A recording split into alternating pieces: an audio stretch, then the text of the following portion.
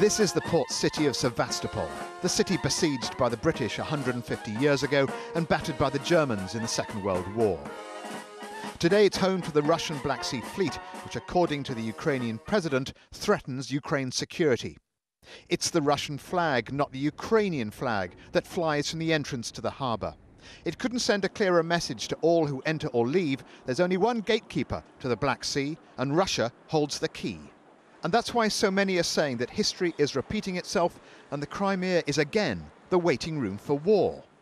In 1997, Russia and Ukraine signed a 20-year treaty establishing two independent national fleets. Ever since, there's been conflict about the terms of the lease. There's even been a row between Ukraine and Russia about who controls the harbour entrance lighthouses. Sevastopol's lighthouses were built originally to save lives. But if the present tensions in this port continue to escalate, they could end up costing lives. There have been so many violations of the treaty that Ukrainians say the Russians are breaking international law. A Ukrainian organisation called the Students' Brotherhood has been set up to defend national rights. Whenever we try and stage a protest, the pro-Russian organisations arrive. Many of them try to beat us and break our Ukrainian symbols and property.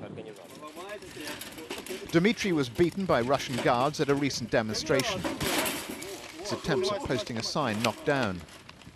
His flag destroyed, and ultimately, the camera lens closed by a Russian hand. But the Russians do pay for their base and the sailors have rubles to spend in the port, and that softens the blow for some who make their living around the docks. We don't have any problems with the Russian fleet. There are no tensions between the Russian and Ukrainian sailors. Igor Bortnikov is a 50-year-old father of four who owns a cafe next to a building leased to the Russian Navy. But it's certainly not a case of love thy neighbour. So they own from there all the way to there. And then that's yours. The Russians want him out and have threatened him, bullied him, even accused him of being a terrorist. He's been to court 76 times, and his case has reached the highest in Ukraine. The president even sent him a letter of support, but the Russians say the land is theirs.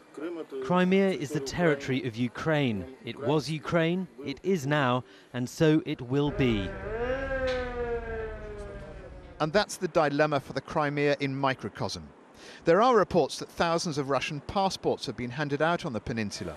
The queues at the Russian consulate every morning sends a message here that a takeover attempt may be on its way. Moscow issued passports in South Ossetia to foster its breakaway from Georgia.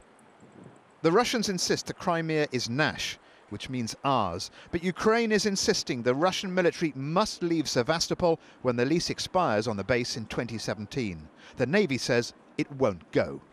This war of words over this strategically vital stretch of water is as much about national sovereignty as it is about Ukraine considering itself a European country or a satellite of the former Soviet Union.